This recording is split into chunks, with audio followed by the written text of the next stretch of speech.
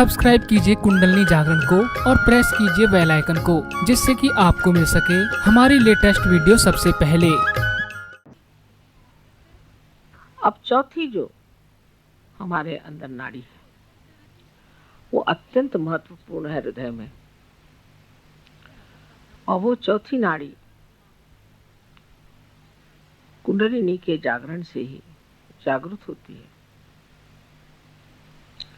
और लेफ्ट विशुद्धि से निकल के और मस्तिष्क में जाकर के कमल को खिलाती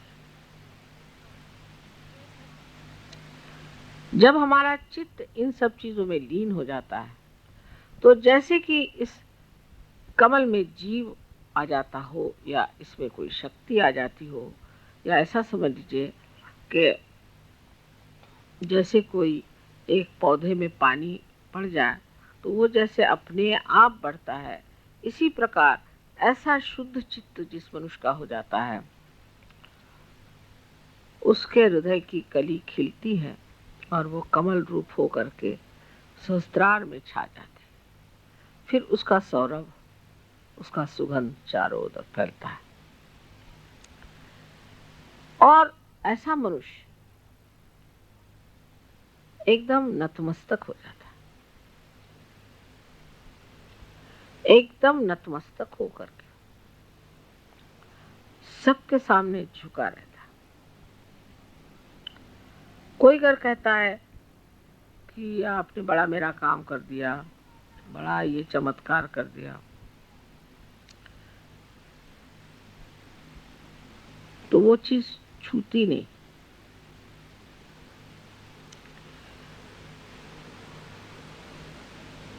जैसे कि आनंद की लहरें बाहर की ओर तट पे जाकर के नाद करती हैं किंतु वापस नहीं लौटती, उसी प्रकार जिस मनुष्य की यह स्थिति हो जाती है उसका सारा कार्य बाहर निनाद करता है, आवाज करता है, उसका असर बाहर दिखाई देता है तट पर, उसके अंदर इसका कोई भी परिणाम नहीं आता, ख्याल भी नहीं आता, विचार भी नहीं आता। अब आप लोग कभी कभी, अभी आपने आगत स्वागत गाना शुरू किया तो मैंने सोचा किसी और का कर रहे क्या, मैं इधर उधर देख रही थी किसके लिए गा रहे हैं, किसका स्वागत कर रहे हैं। मुझे डर लगता है कभी मैं भी आपके साथ न गाने लग जाऊं। तो भी आप लोग मेरा जय जयकार करते हैं, तब तो मुझे बहुत ज्यादा डर लगता है कि मैं भी नहीं कहीं जय माता जी शुरू कर दूं। वाकई ऐसे छूता नहीं।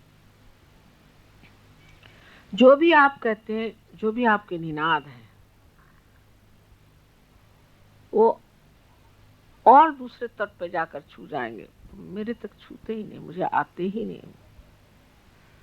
हाँ, उससे हो सकता है कि अंदर बैठे हुए देवी देवताएं खुश हो जाएं और वो चैतन्य को बहाए या कुछ करे, उस तट पर पहुंच सकता है। पर जहां तक मेरा सवाल है, मुझे कुछ उसका आभास भी कभी नहीं होता कि आप मेरे जय जयकार गा रहे हैं। मैं शायद वहां हूं ही नहीं। यह दशा शायद अभी इतनी पोषक ना हो आप लोगों के लिए, लेकिन एक बात जरूर है कि आप जब स्तुति गाते हैं, देवता खुश होते हैं, आपके अंदर के देवता भी प्रसन्न हो जाते हैं और आपके लिए अनंत राशि से, अनंत नाड़ियों से कितने तो भी तेज पुंज ऐसे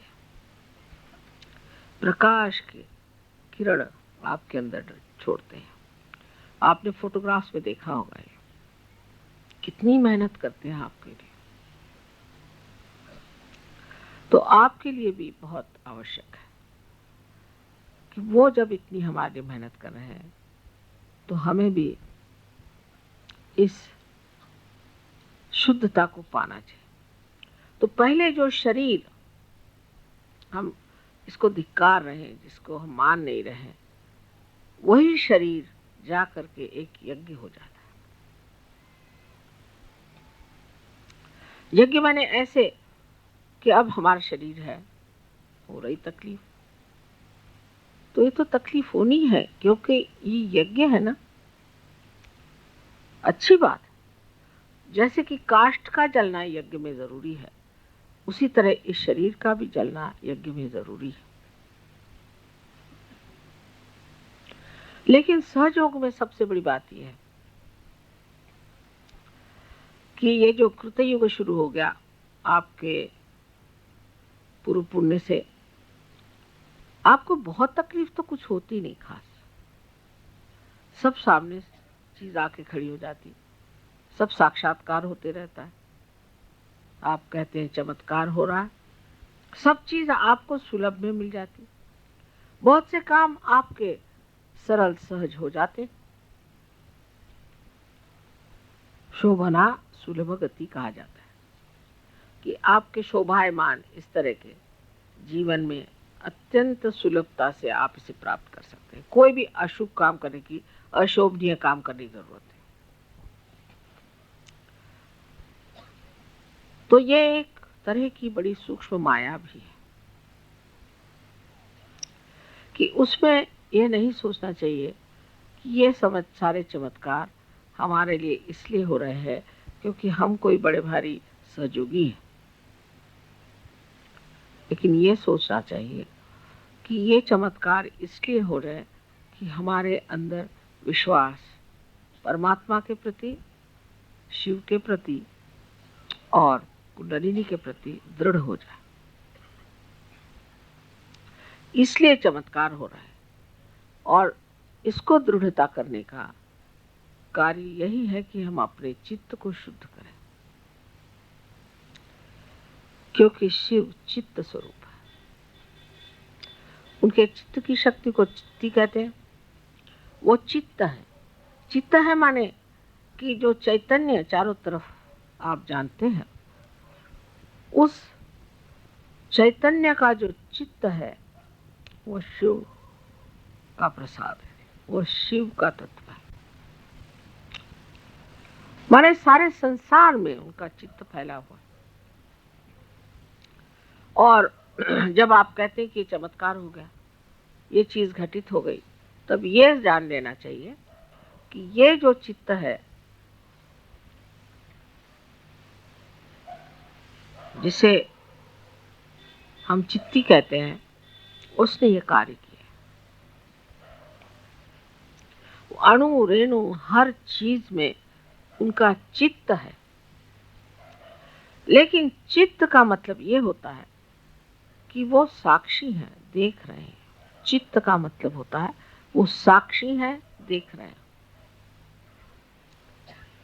और कार्यान्वित जो है वो ब्रह्म चैतन्य। लेकिन जैसे कि संगीतकार, जब आपने कल देखा या जब देखते हैं, वो सामने को देख करके बजाता है,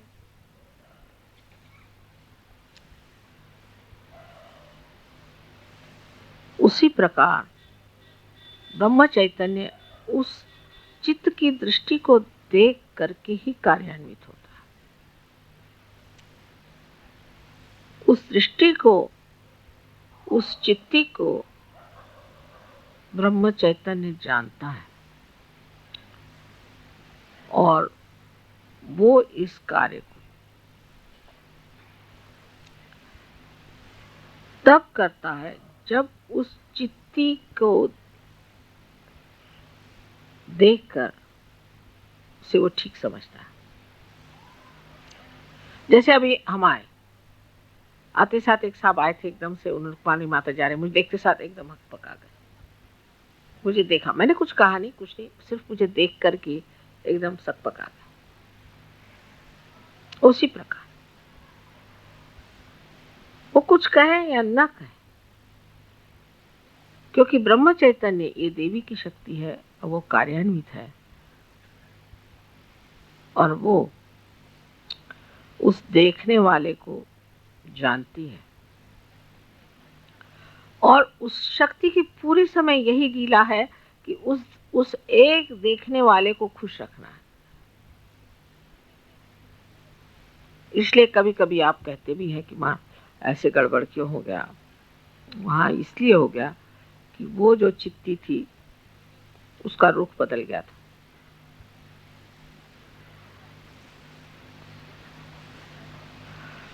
अगर आप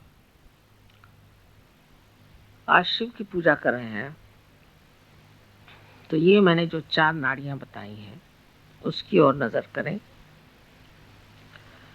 और जिस तरह से मैंने आपसे बताया है कि अपने को किस तरह से इन 4 चीजों में लीन कर लेना चाहिए चित्त को। ये कोई बड़ी गहन बात नहीं है लेकिन सूक्ष्म है।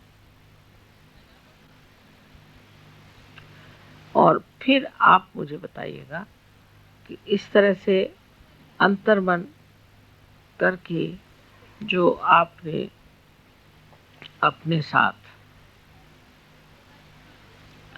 विचारणा की कही है या तपस्या की है या जो वार्तालाप किया है और जो अपने चित्त को शुद्ध किया है उससे आप एकदम पाइएगा कि आप शिव के सागर में पूरी तरह से डूब गए। और ऐसी दशा आप सबकी हो जाए, यही मेरी एक शुद्ध इच्छा है।